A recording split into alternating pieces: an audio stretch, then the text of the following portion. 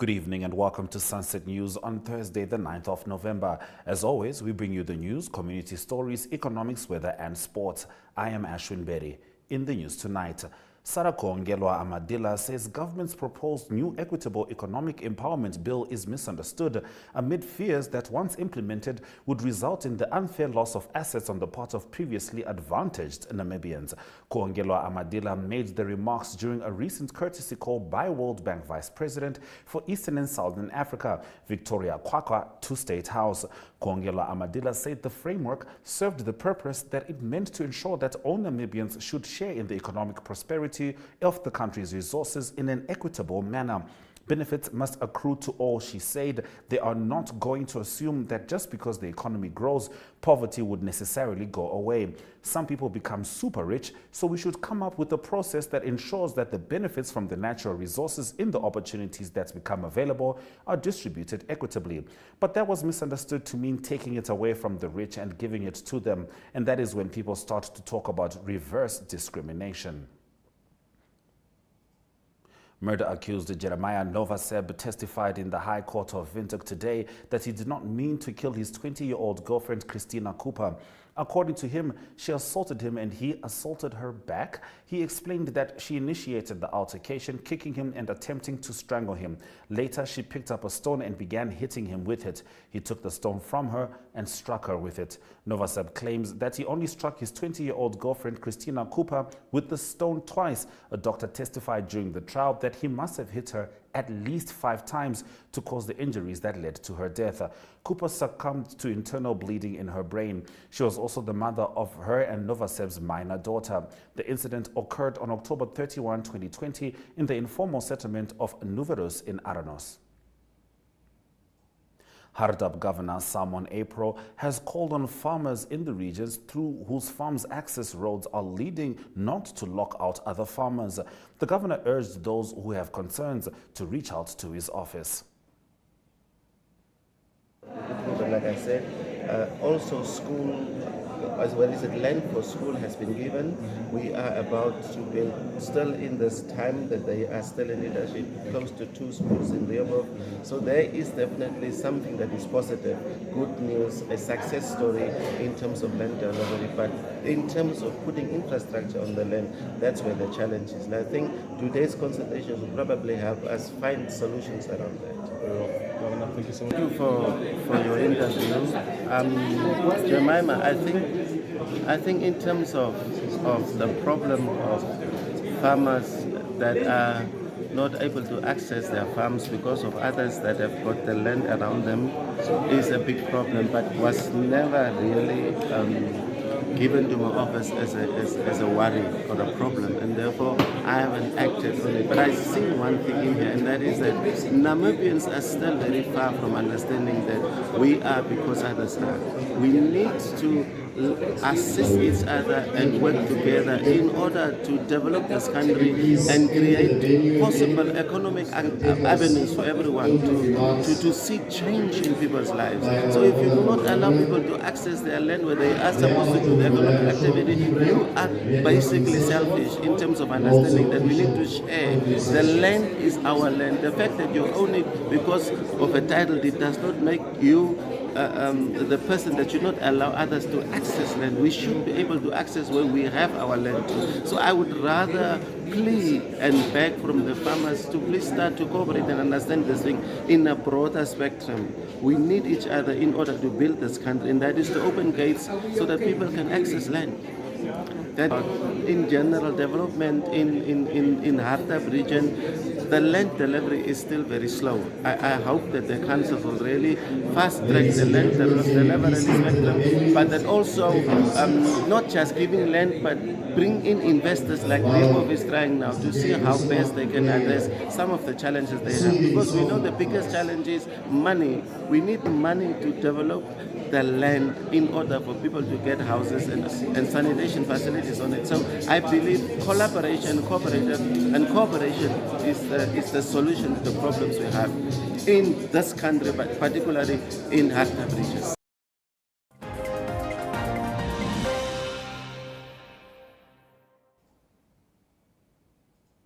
The Blood Transfusion Service of Namibia is currently experiencing a critical shortage of blood, and they plan to host 2 blood donation clinics in Windhoek and Ongwediva this Saturday, 11 November 2023, to help rebuild the blood reserves for the hospitals around the country.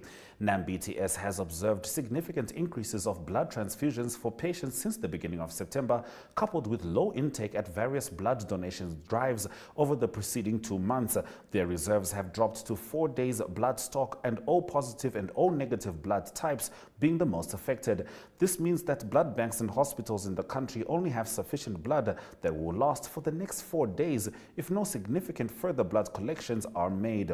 Now, the donation drive in Windhoek will take place at the NAMBTS headquarters center in Tau Street from 8 a.m. to 2 p.m. That's opposite the old Warehouse Theatre. The Ongwediva blood drive will be held at Marula Mall, located from 7 to 3 p.m. With only 1% of the Namibian population donating blood annually, we need the assistance of more Namibians of all blood types to donate blood and help save the lives of patients in hospitals and medical centers across the country. In our Community Talk segment, we look at the documentary focusing on ocean science. Stay with us.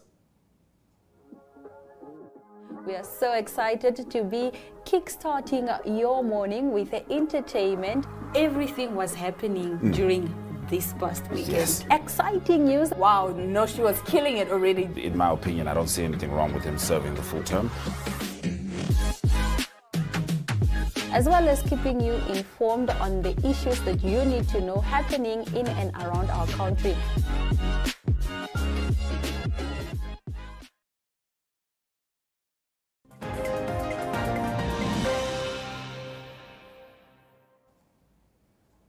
The Embassy of Spain and Namibia Scientific Society premiered the Future of Our Oceans documentary as part of the 2023 Science Week. The documentary, which is in Spanish with English subtitles, explores ocean science aimed at sustainable development. And I'm really thrilled to be here. One of the reasons is because we have National Science Week and we have multiple activities taking place throughout the week. And of course, the Spanish Embassy is one of our very big partners in Science Week, but also the Scientific Society is hosting events during this week. We've also sort of decided this year to sort of move away from the usual of National Science Week, where we just concentrate on learners, because we do the National Science Fair, which is learner-based schools, the National Math Olympiad, which is learner-based, the National Science Quiz, which is learner-based. Okay, the National Space Week is not learner-based. But we wanted to really sort of bring about a greater appreciation for science. And we want to reach not only learners, but we want to reach everybody, right, in Namibia. And this is why we decided to do it. So we have different activities. We even had a Mr. and Miss STEM. And I was just saying they're supposed to be our mascots, but I don't see them here. Maybe they're writing exams. But yes, so several activities. We're also embracing, sort of the concepts for us is also embracing STEAM. So we have, for instance, exhibitions, we have art, displays at the UN Plaza is where many of the events are also, in addition to universities and everywhere else. And of course we have sporting games, etc. So we want to make science, as she said, fun for everybody. I want to give you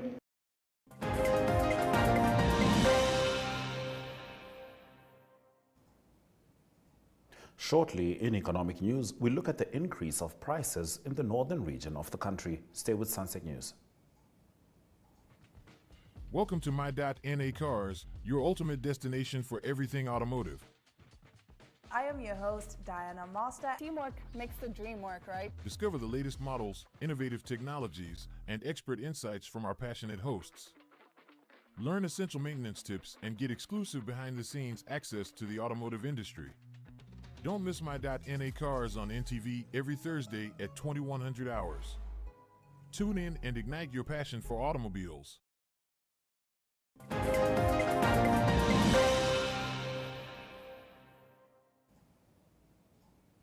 Prices of goods and services in the northern regions are increasing at a fast pace when compared to other regions. Now, this is according to data provided by the Namibia Statistics Agency. Zone 1, which is Kavango East, Kavango West, Kunene, Ohangwena, Omusati, Oshana, Oshikoto, Oshodonjupa, and Zambezi, recorded the highest annual inflation rate of 6.6% in October. Zone 2, which is the Commerce region, followed in second position with an annual inflation rate of 5.7%, while Zone 3, Karas, Irongo, Hardap, Omaheke regions recorded the least annual inflation rate, estimated at 5.6%.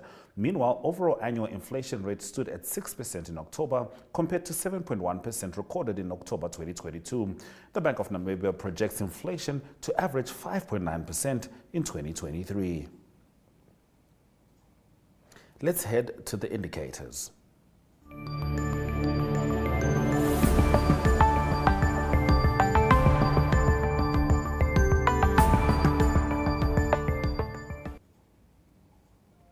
The Namibian dollar trades at 18.56 next to the US dollar, with 22.73 Namibian dollars, getting you 1 British pound.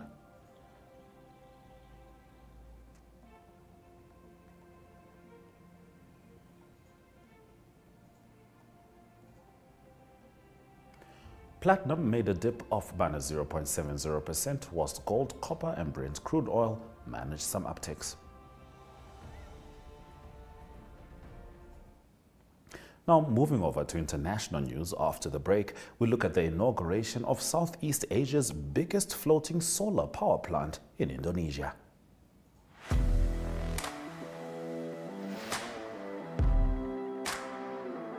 Hello and welcome to today's Sports Rep Show. I am your host, Jesse Jackson Kauraifa.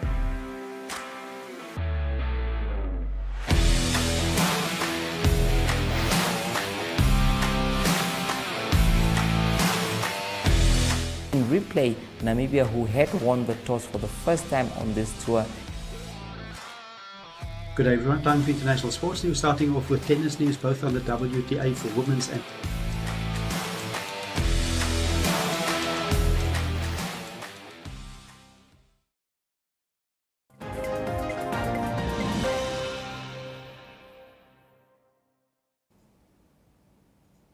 Indonesia's President Joko Widodo on Wednesday inaugurated a 192 megawatt peak floating solar power plant on a reservoir in West Java province, the largest in Southeast Asia, as part of a drive to increase renewable energy sources and switch away from coal. The 1.7 trillion rupiah project was developed by PLN Nusantara Power, a unit of Indonesia's state utility company Perusahaan Listrik Negara, and United Arab Emirates renewable energy company Masdar, a unit of Mubadala Investment Company.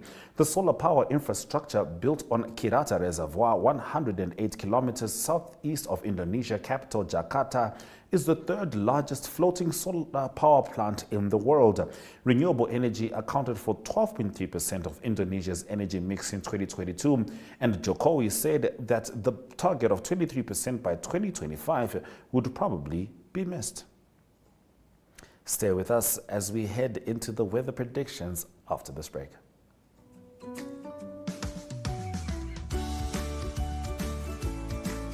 Take a load off and tune into another episode of Brave Namibia, when we take a look at both ordinary and extraordinary Namibians sharing their stories. Brave Namibia is broadcasted on NTV Saturdays at 6:30 p.m. and oneup2.com, and broadcasted on the following Facebook platforms on Wednesday at 5:30 p.m. Republican, Allgemeine Zeitung, Namibian Sun, and all Namibia Media Holdings pages. For more information, contact the Brave team at brave@synergy.com.na. Brave Namibia, for the ordinary and extraordinary Namibians.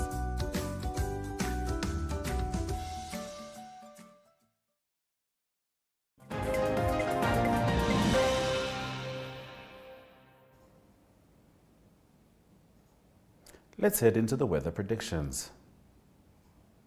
Well, it's looking partly cloudy and very hot with isolated to scattered thunder showers in the north and central regions. At the coast, it's partly cloudy and warm. The wind is moderate to fresh and southwesterly. And we can expect quite some tides at Walvish Bay. Sunrise at Windhoek is 4 minutes past 6 a.m. and sunset is 9 minutes past 7. After this break, Ari Hogard joins us with the latest from the sport desk.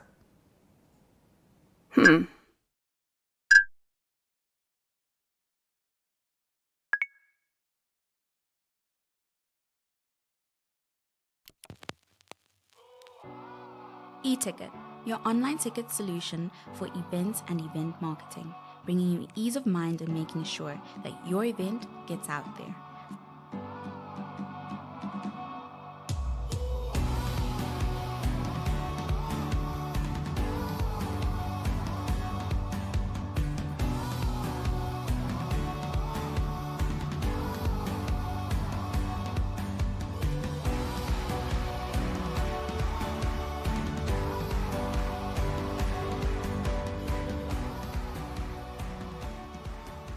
For more information, contact events@nmh.com.na.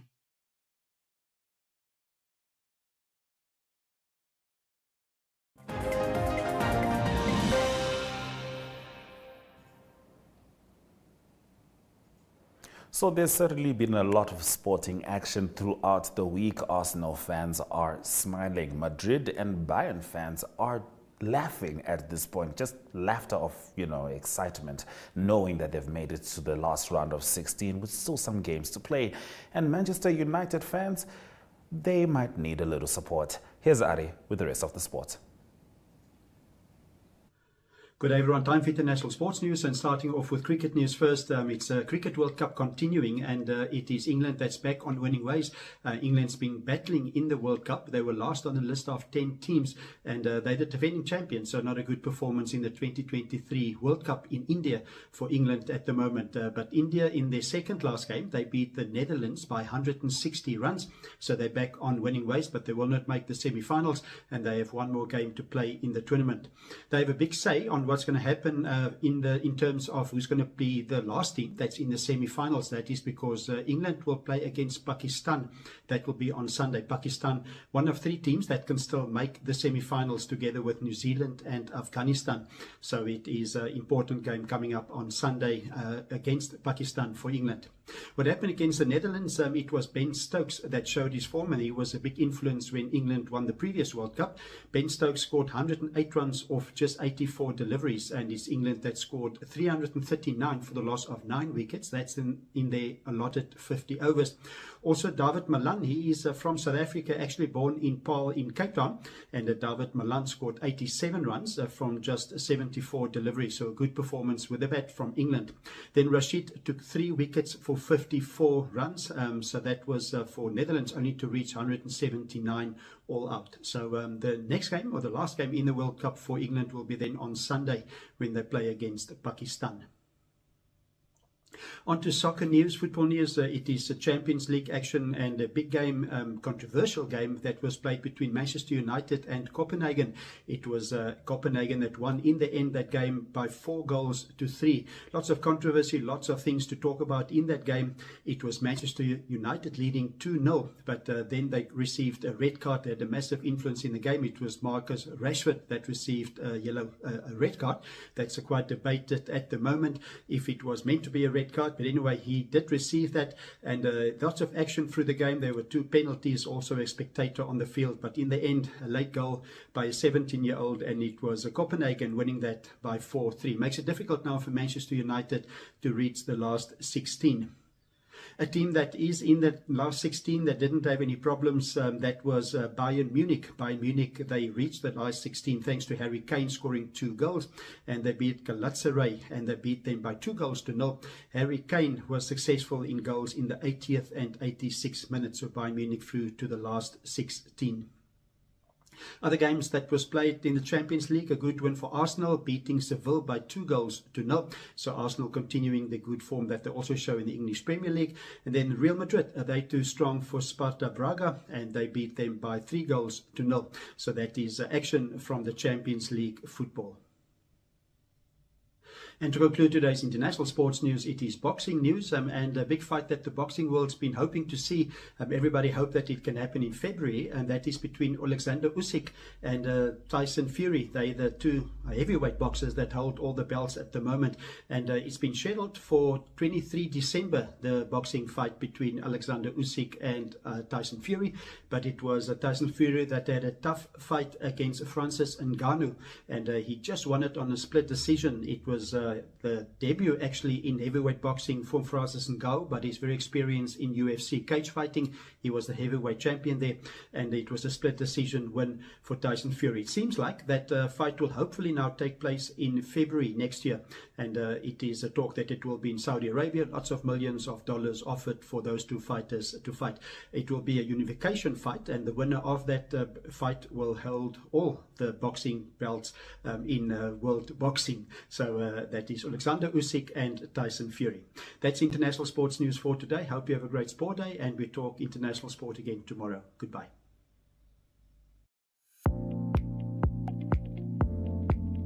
Newsprint Namibia is a web offset printing operation that specializes in the printing of newspapers and commercial inserts. We are the leaders in our industry, with the highest quality print work and the shortest turnaround time from computer to print and delivery anywhere in the country daily. Newsprint was established mainly as a newspaper print company, but had to diversify its business to do commercial printing as required in the market. We print commercial inserts previously printed in South Africa in the shortest possible time. We, as an organization, also started printing workbooks for our education system and will also print textbooks for the Namibian market.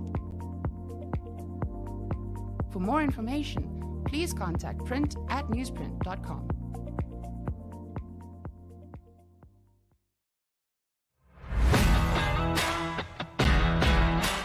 Welkom jullie, mijn naam is Brian Munango en ik is jullie aanbieder voor Gooi Kolle. Dit is donderdagse sportstrip noem.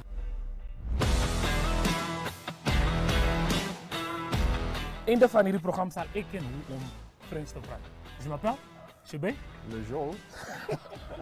Tu as me ko. Is dit nou onderbroek?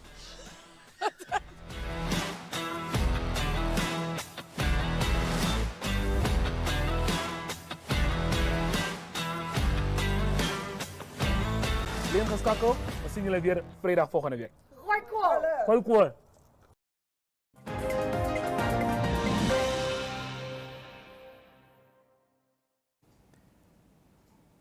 Let's get into the highlights from this evening's broadcast. Murder-accused Jeremiah Novaseb testified in the High Court of Windhoek today that he did not mean to kill his 20-year-old girlfriend Christina Cooper. According to him, she assaulted him and he assaulted her back. He said that she initiated the altercation, kicking him and attempting to strangle him. Later, she picked up a stone and began hitting him with it. He took the stone from her and struck her with it, he said. The Blood Transfusion Service of Namibia is currently experiencing a critical shortage of blood, and they plan to host 2 blood donation clinics in Windhoek and Ongwediva this Saturday, 11 November, to help rebuild the blood reserves for hospitals around the country. Their reserves have dropped to 4 days blood stock, and O positive and O negative blood types being the most affected. This means that blood banks and hospitals in the country only have sufficient blood that will last for the next 4 days. Prices of goods and services in the northern regions are increasing at a fast pace when compared to other regions, according to data provided by the Namibia Statistics Agency. Zone 1 recorded the highest annual inflation rate of 6.6% in October. And with that, we have come to the end of the broadcast. Make sure you join Sunset News on Facebook, on all the NMH platforms, as well as on our website, oneup2.com. Sunset News screens on DSTV 285 and GoTV channel 25 every weekday and Sunday from 7:30 to 8 p.m. This has been Sunset News. Don't end your day without us.